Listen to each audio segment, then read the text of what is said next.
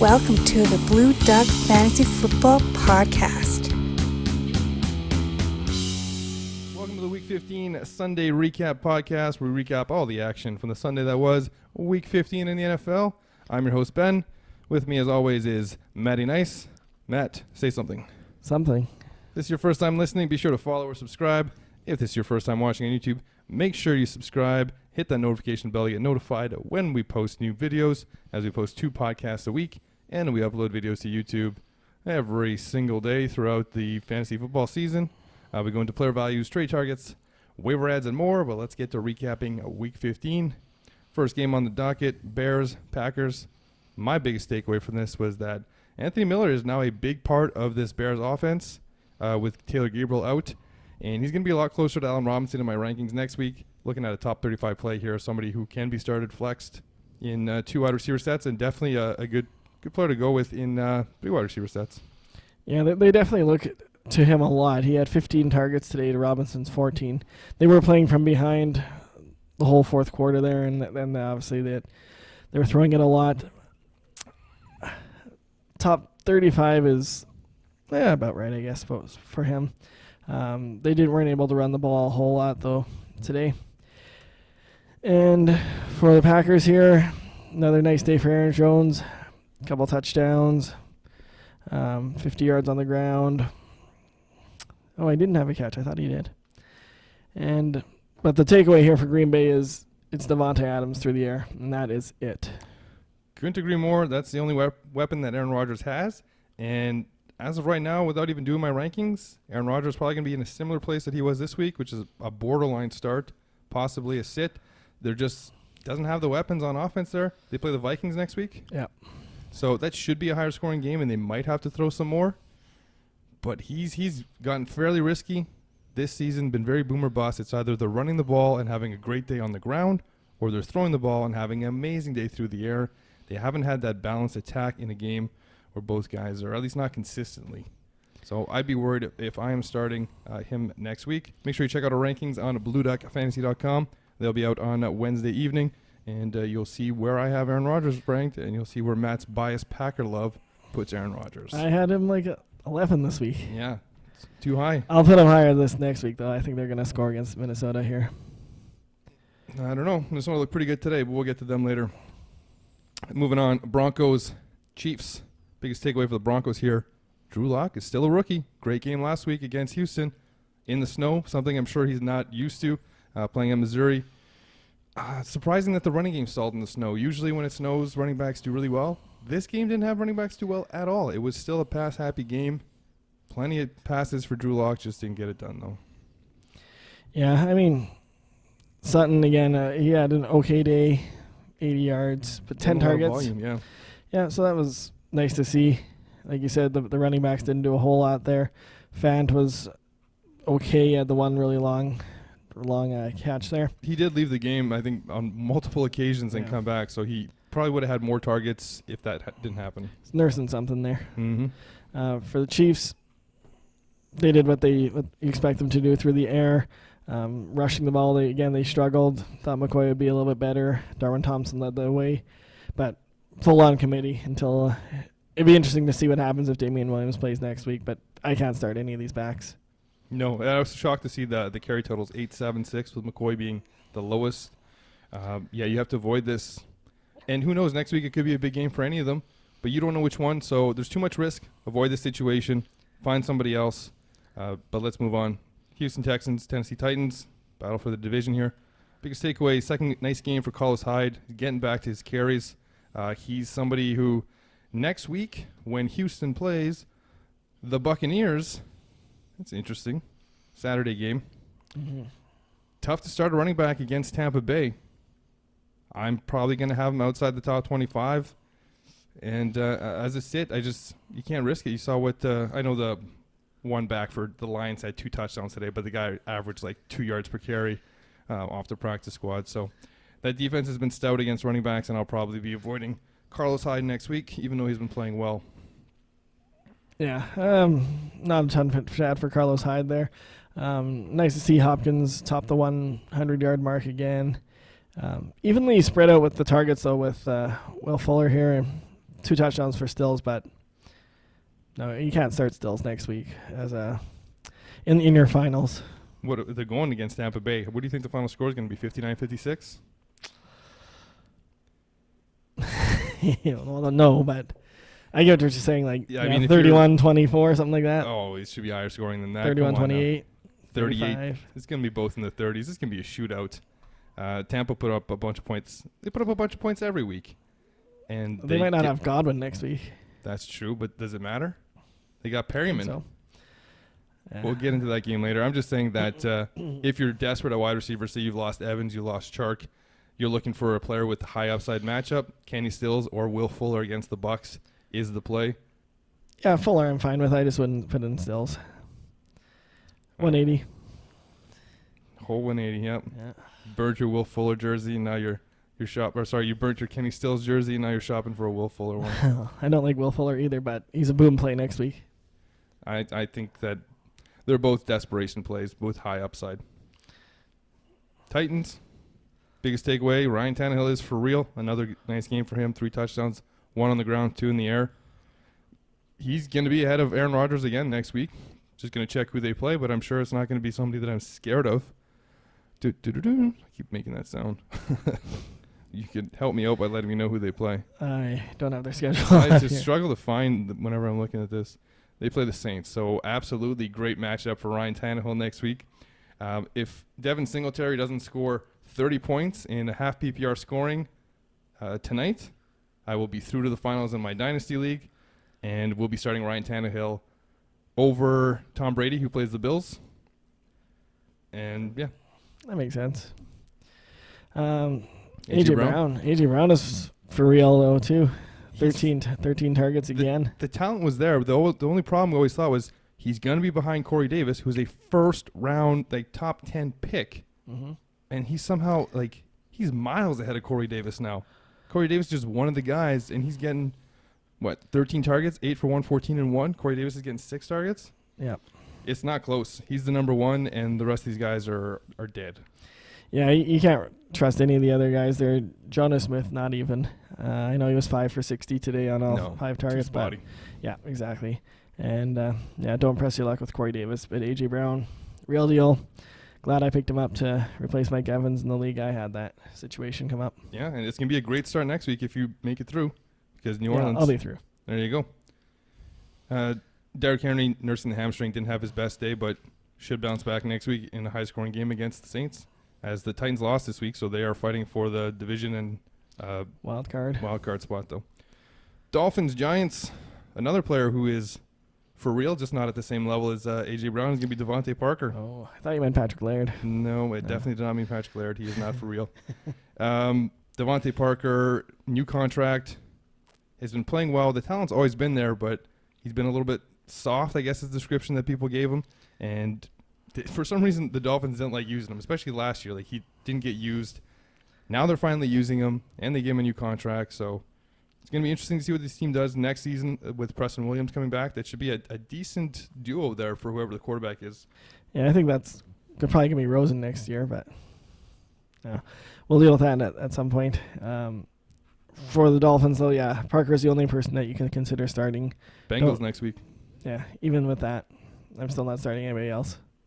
Oh, no, I'm just saying it's a good start for Devontae Parker next week. No, okay, fine. But don't start anybody else. No, there's nobody else on this team. Yeah. For New York here, Saquon finally had his big day.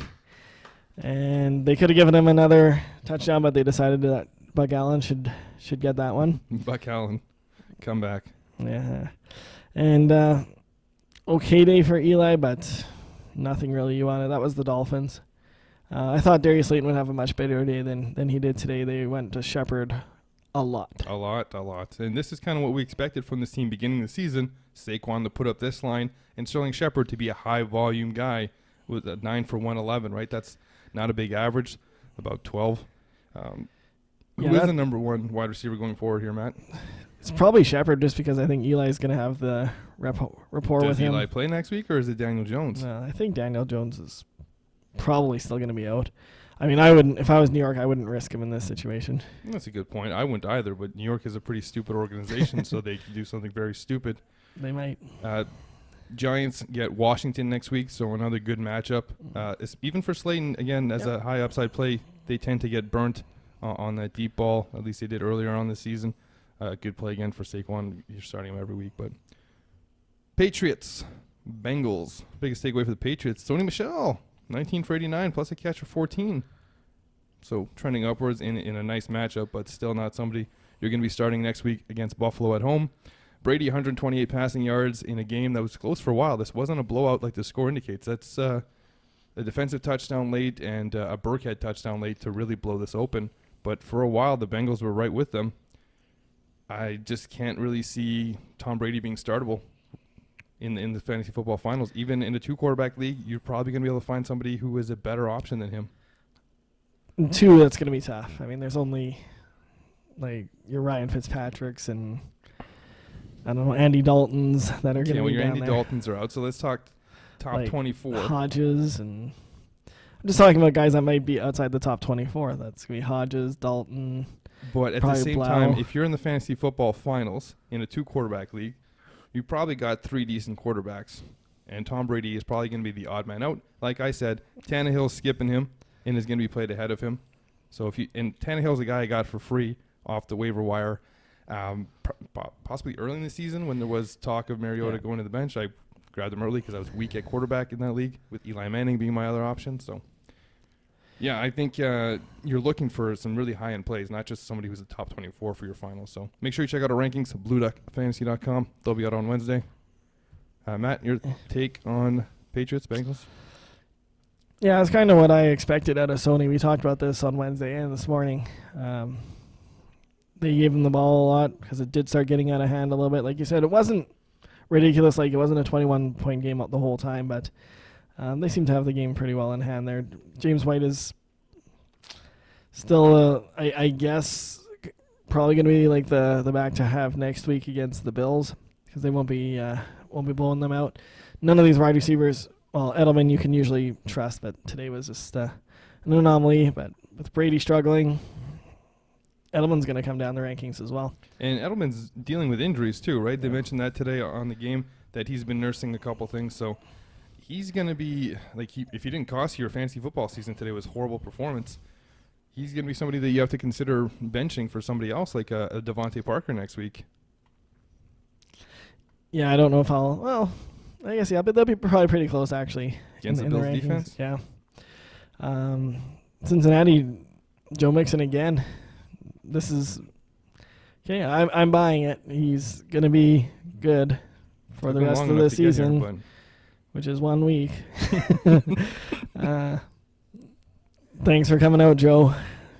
You really let down your owner most of the year. He did it against a great defense this week, dude. That's the surprising thing. We had him in the Sunday Showdown, and nobody was going to touch him against this defense. We figured they shut them out, but nope. What it means to me is Singletary could be a fine play and still a startable play next week. Top 30 back. Yeah, top 30. I'll get on board with that. Gets a tough matchup against Pittsburgh this week, and then he gets them next week on a Saturday, so shorter week, kind of. Almost a Thursday game. Yeah, there's some speculation that A.J. Green might play next week. They get the Dolphins next week, too, so yeah, you'd have to be really desperate to be going that direction. Yeah. I think Boyd is the only one you could even consider. I don't think you can even consider him. You could consider against Miami, maybe. No. But 35. No. In the Anthony Miller range. I'd rather have Anthony Miller next week. Wow. He's been doing it. So. All right. Eagles, Washington. Biggest takeaway here, Miles Sanders is the lead back. No longer a committee in Philly. The solid play next week. Greg Ward, 761-1. The only wide receiver with a catch this game. That is the oddest thing ever.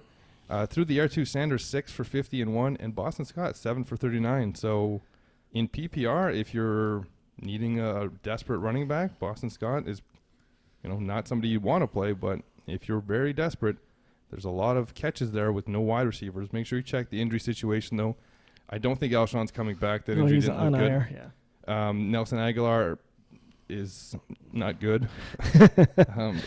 I don't really know who other they have other than J.J. Arcega-Whiteside, as they like to say on TV, and Ward. Yeah. But outside of that, it's the tight ends and some running backs. So PPR only. Boston Scott. Desperation play. Just the guy who's going to get you like 10 points. Maybe. Yeah, just the thing to watch out with Sanders is if Jordan Howard comes back, which who knows, hasn't been cleared for contact after a couple weeks. It's really kind of a strange situation there. Because I think if Jordan Howard does come back, this is going to be the full-blown committee. I don't think Miles Sanders is going to just have his 20 touches here. He's been playing so well with him. Why would you revert back to that? That's just the Philly way. If they got a couple healthy backs, they're going to use him. Is Dallas a good defense? They shut down Gurley today, but they get the Eagles next week. So whereabouts are you going to rank Miles Sanders? Assuming that Howard's out. Assuming Howard's out, or even I'm assuming Howard's in and he's not going to get more touches. He'll be probably around 20. Yeah, okay. But yeah, I mean, Eagles receivers are a little bit ridiculous there. It's just Ertz and maybe Goddard in a desperation tight end play. Another takeaway on Philly, just to target them, is the Burners beat them.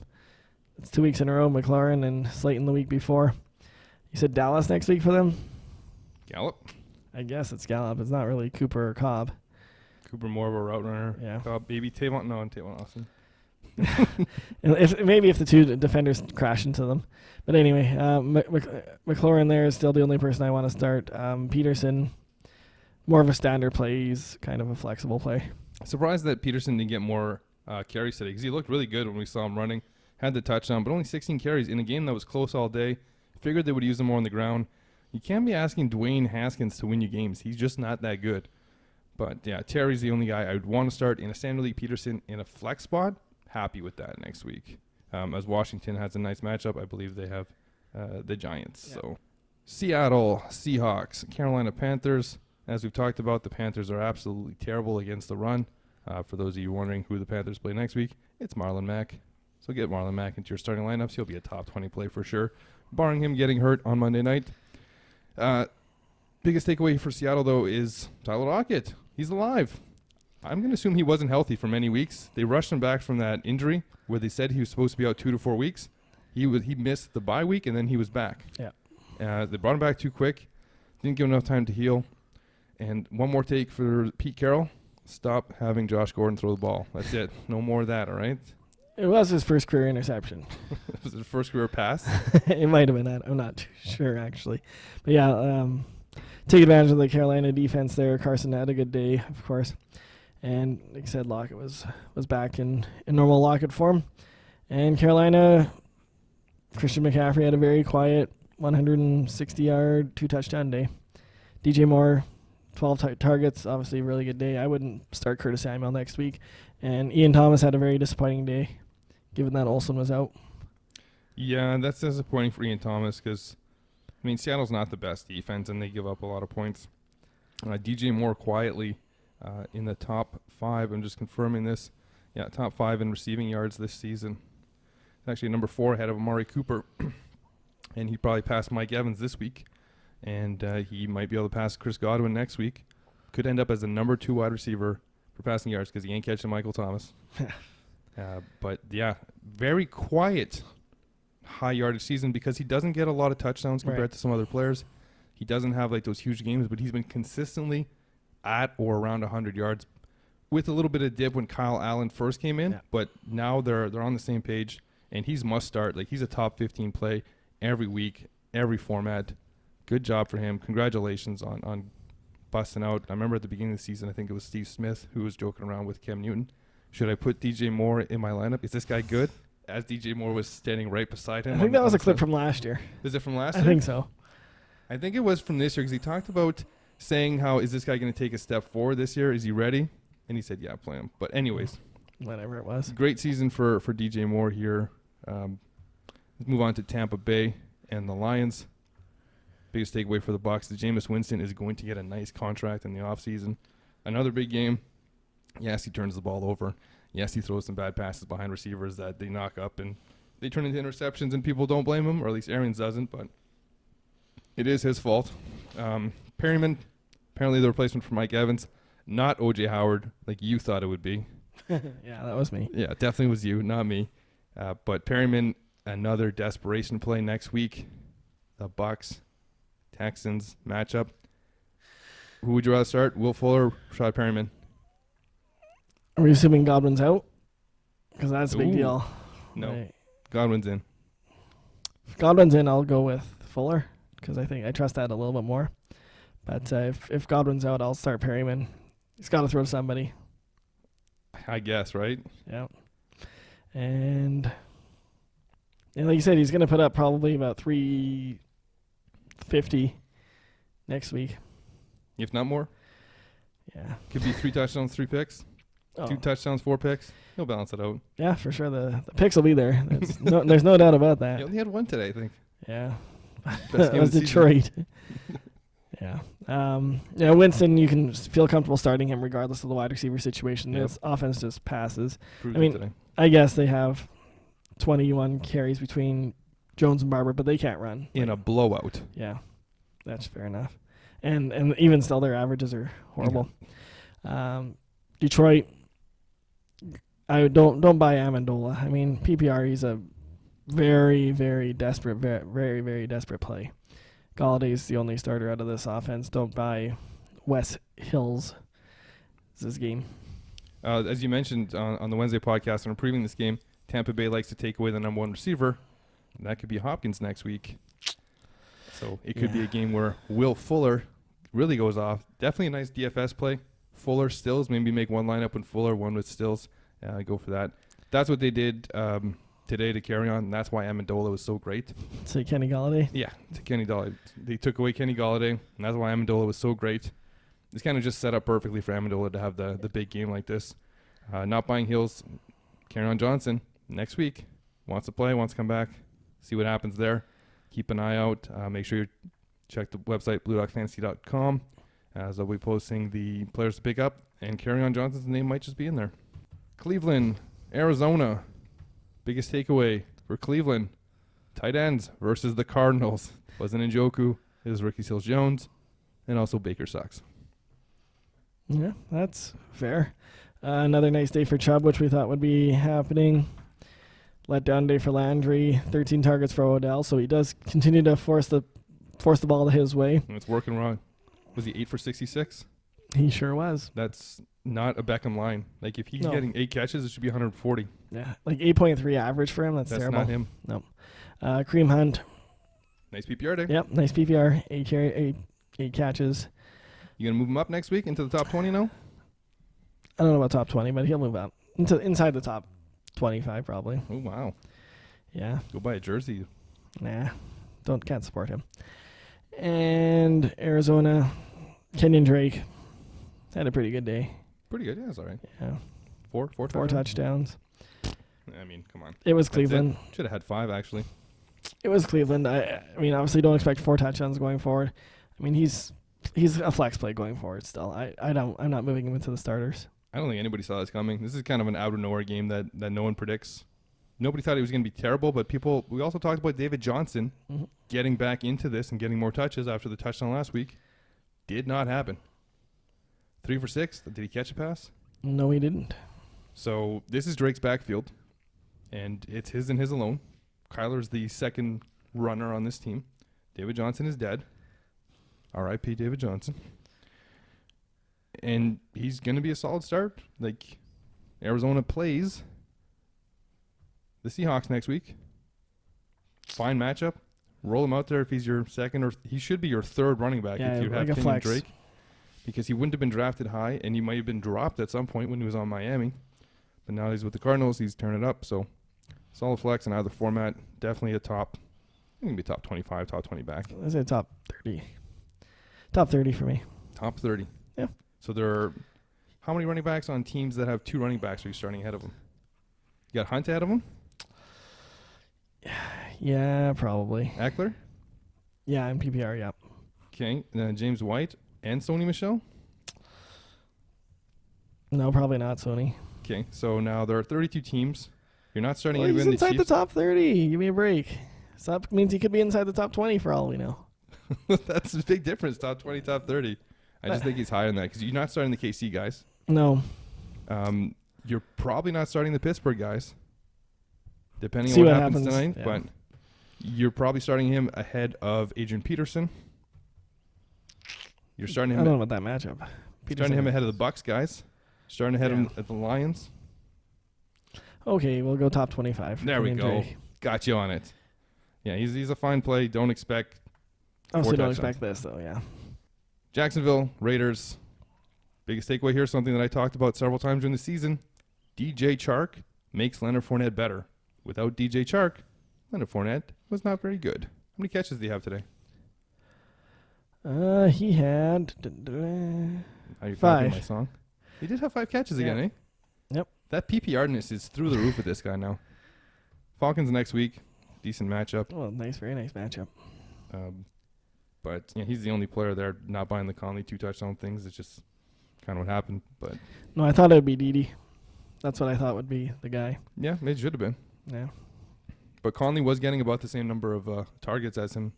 It was pretty close every week. So it was like 50% Chark, 25% each of them. So it's now more of a 50-50. And you can't bank on either of the guys. Yeah, it could easily be Dede next week. Absolutely. DJ could be back. Like, who knows? DJ wants to play. He wants to get that 40 yards and maybe a touchdown or 2. Yeah, I mean, we've talked about this enough. Like, we know it's Josh Jacobs and Darren Waller. It Yeah, was but Tyrell Williams before, but not anymore. Pardon? Even with the touchdown today, it's still not Tyrell Oh, Williams. no, that was just he broke a tackle and almost got caught by a linebacker anyway. Yeah, somebody he not was watching the showboating. game might think, ooh, that's a decent stat line. He scored a touchdown, but no, don't buy it. Well, he was only at 2 for 45. It wasn't even that great. It was a 40-yard touchdown catch. But Yeah. anyway, yeah, don't buy Tyrell Williams. As we talked about on the pregame show, the injury that he's dealing with is really affecting his play. What a way to lose the game, last game ever in Oakland. Yeah. The most Raider thing ever to do. Just lose like that. Anyways, Vikings, Chargers. This was an absolute beatdown. Did not see this coming. Cook injury, biggest news of the day. Stayed on the sidelines, was smiling, seems to be okay. I think it's the same shoulder that he's been dealing with an injury with for a decent part of the season. But next week is the fantasy football finals. I know he doesn't care about that because they're playing for a playoff spot. And they're playing who next week? Packers, Monday night. Big game, Monday night, an extra day of rest. But Monday night makes that a whole lot worse for his fantasy owners. It does. And it makes it a lot more confusing because we've been talking about your number 1 handcuff, my number 2 handcuff, Alexander Matheson with no H. He was out this week. Mm-hmm. So we don't know his situation for next week. And Boone had 2 touchdowns today. So even if Matheson is healthy and Cook's not, are they going to split because Boone looks so good? Why would you go away from a player who ran that well? Hot hand type of thing. So it's not like you can have one of the guys and say, well, I got Cook, and if he doesn't go, Matheson's going to be the guy, because it could be Boone. So it makes it very tricky. And with the game being on Monday night, you're a little out of luck here. Like, it's just hope that Cook plays, because if he doesn't, it's going to get messy. And I don't know. It's not what you want to see. No, it's going to be really tough for Cook owners. I mean, all you can do is you're probably going to have Boone and Madison on your team this week and run out whichever one looks like they're going to be the lead back on Monday night. And if Cook doesn't play, I expect it to be Madison if he's healthy, because he's been pretty solid when he's been called upon this year. Yeah, but so was Boone today. Yeah, Boone was okay too. I just think Madison's ahead of Boone on the depth chart for a reason. I think Boone might have been a practice squad guy and called up for this game. With Madison out, yeah. Because Amir Abdullah's been playing a lot of special teams. Yeah, and CJ Ham's there. Fullback. So I would run Madison out if he's going to be healthy for next week. But being Monday night, like we said, that's terrible for fantasy. It also depends on who your other options are, right? Like, if your option is hope Cook plays or hope Maston's a guy, or you picked up somebody like, who's a running back who's emerged? Kenyon Drake. There's a perfect example. Or run out Kenyon Drake, who doesn't have that ceiling. Well, he did it today, but don't expect it again. Doesn't have that Cook talent ceiling, but he's going to be better than Matheson. At least should be better than Matheson. But then that's if Matheson gets all the carries, even if he doesn't. So you have to kind of weigh it to be like, what does my matchup look like? Am I better off taking the 80 yards and a score possibly that Sort Drake's of going the to give sure me? thing. Yeah. Versus the possible 140 that Cook's going to give me, or the 40 yards that Masson's going to take me. So make sure you tune in. Podcast on Wednesday. Make sure you tune into the live show on Sunday. There are games on Saturday this week. We'll get you ready for those. Don't you worry. But the Sunday show will just be going over the Sunday games, and we'll definitely be talking Dalvin Cook and what you can do. For the Chargers, Melvin Gordon had a couple of fumbles and left the game for a large chunk. Coach's decision, of course. Not a great day for Rivers. Even in the garbage time, you would have thought they would have put up some points here, but they did not. Essentially letting down everybody that had them in fantasy. Hunter Henry, bad day. Keenan Allen had a fine day, and Mike Williams was okay. With the touchdown there, he was fine. The running backs had a lot of catches, though, 5 or 6 catches each. So in PPR, they were pretty decent. Yeah, 5 each. Yeah, so how is this team not putting up more than 10 points with all this talent on offense?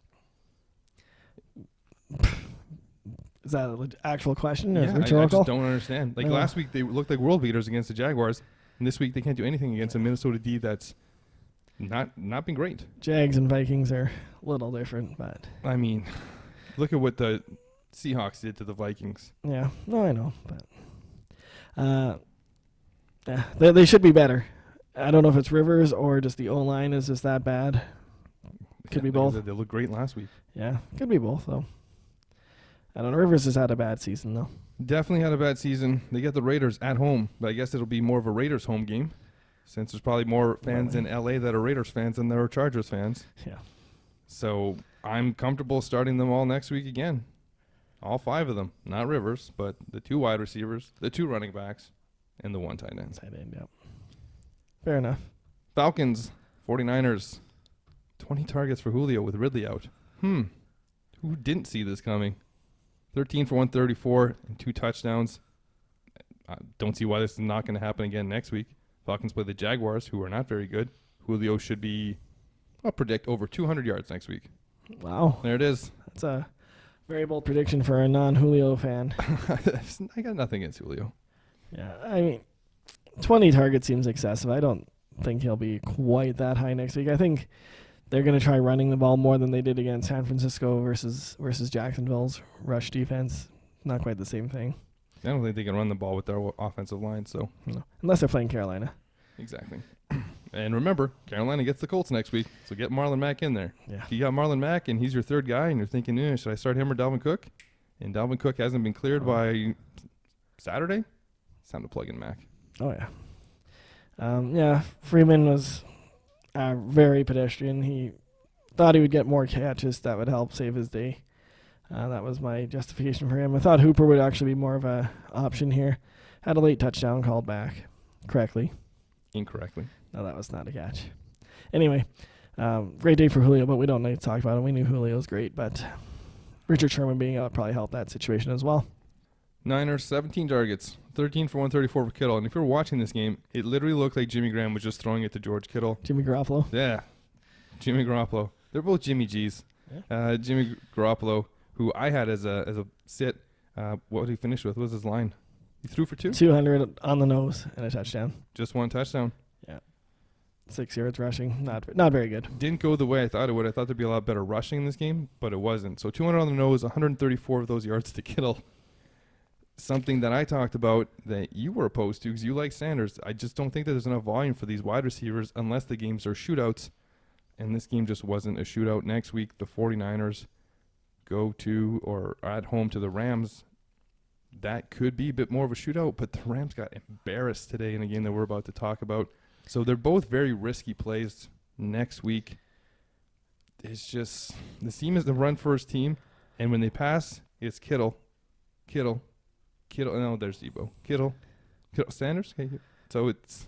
I just didn't think they were ready to play. I think there was some sort of hangover from New Orleans. Could have been.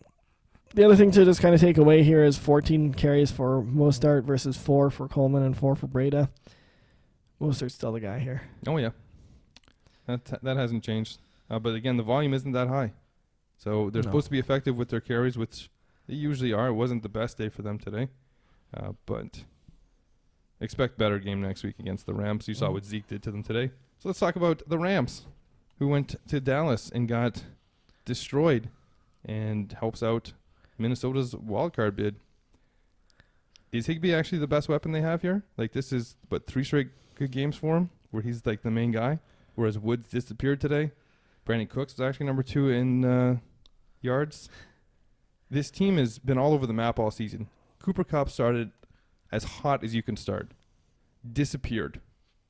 Gerald Everett emerged during the disappearance, then got hurt. Then Robert Woods became the guy, and now Higbee is the guy. And Goff is just terrible. And even Gurley, 11 for 20? Like, it's so random. Like, he had a great game last week. It's just... It's a tough offense to trust, like unless they're against a really bad D. And it's not like Woods got 9 targets. Kupp had 6. He caught them all. Caught the late touchdown that salvaged his fantasy day for his owners. But, I mean, most of this Rams production is all salvaged at the end of the game. Gurley got salvaged at the end of the game, like you just mentioned, Kupp. Goff's day was okay because of a couple touchdowns at the end of the day. 49ers next week. Yeah. Who's your best wide receiver here? Kupp? You got to go Kupp. I mean, and how high is he? Top 20? Top 20-ish. 20-ish. So where's Woods? Top 25-ish? Yeah, 25 to 30. Cooks is still gone? Cooks is, yeah, I know. Okay. And Higbee, if Everett is out, is top 10, yeah, for sure. Tough matchup. I still say top 10. I mean, yeah, top 10, just not top 5. Against a good matchup, he'd Yeah. probably be top 5 with the lines that he's putting out, Yeah. especially in PPR, 11 catches for a tight end. Who are you, Austin Hooper in his prime? yeah. Which was like In his prime, 7. yeah. 10 weeks ago. Cowboys. Tony Pollard, 12 for 131 and 1 in garbage time. So is there a hole in this Rams run defense here? It looks like it, but I mean, Dallas does have a pretty solid O-line. I mean, That's true. so Pollard had he's a good runner. Like, Yeah, I mean, he's he's just because he's the backup to Zeke there.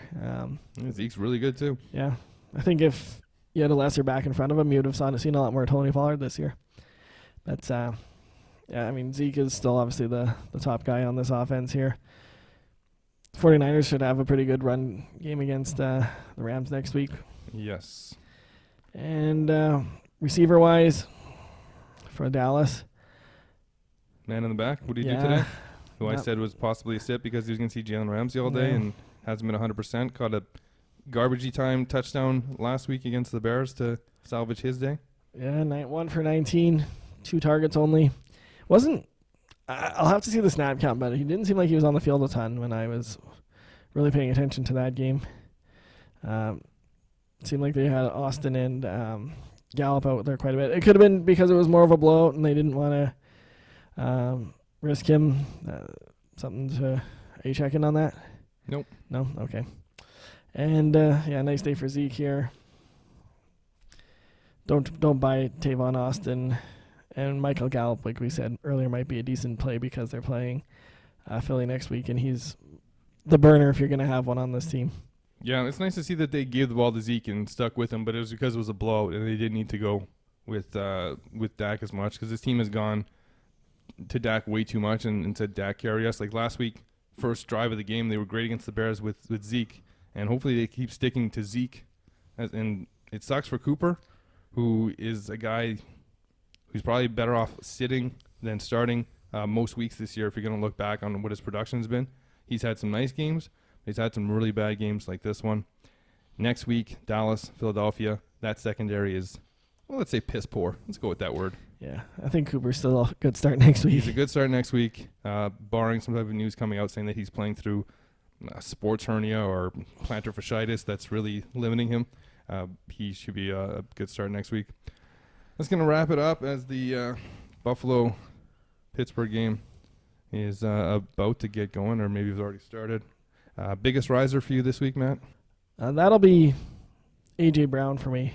He's proven to be the real deal last couple weeks. Going to move him up into top 25 wide receiver probably next week. It's going to be Miles Sanders for me. I've had a hard time believing that this Eagles offense was going to go away from the committee. And I know Boston Scott still works his way in there, but it's more as a complementary piece to what Miles Sanders is doing. And Miles Sanders looks really good out there, so I'm really confident in him. Going forward, even into next year, if you're playing in a dynasty league and you have Miles Sanders, you're looking at a pretty good back. Hopefully the coaching staff doesn't revert back to the committee and lets this dynamic back get his touches. next week against Dallas. I'm fine with the matchup. And Jordan Howard, if he comes back, doesn't scare you at all? No. Okay. He doesn't scare me. Biggest faller for you, Matt? I'm going to say specifically for this week coming up here, it's going to be Julian Edelman. Top 10 wide receivers going down to 20 to 25 for me. I mean, you're probably going to have to play him if you have him, but somebody I'd be pretty reluctant to play next week against the Bills. Yeah, I thought you mentioned LaShawn McCoy. Definitely a huge faller as well. He's falling outside of any type of starter flex situation. You just can't risk it next week. I don't even care who Kansas City is playing. I'll look it up for you just to let you know that it is the Bears. Yeah. Doesn't matter. I'm not interested in them. The other big fallers is just the Rams offense. Like, I have to look at all these people and think they could be okay or they could be absolutely nothing. And Higbee's value depends fully on what Everett's doing. It is just a tough situation. Early waivers, anybody that you must add? Who's your highest priority add? I think if you've got Cook, you have to add Mike Boone. Or Mattson? Well, yeah, okay. I'm assuming Madison's on a team already, but if he's not, then yes, of course, Madison. And Mike Boone. And that's got to be the guy. There's really no one else that you should be looking that's kind of emerged. Like Danny Amendola, we said don't buy it. Don't buy the running back there either, Hills. No, we've talked about Kerryon Johnson as an ad, but he's not a must ad or anything like that. That's a very desperation play.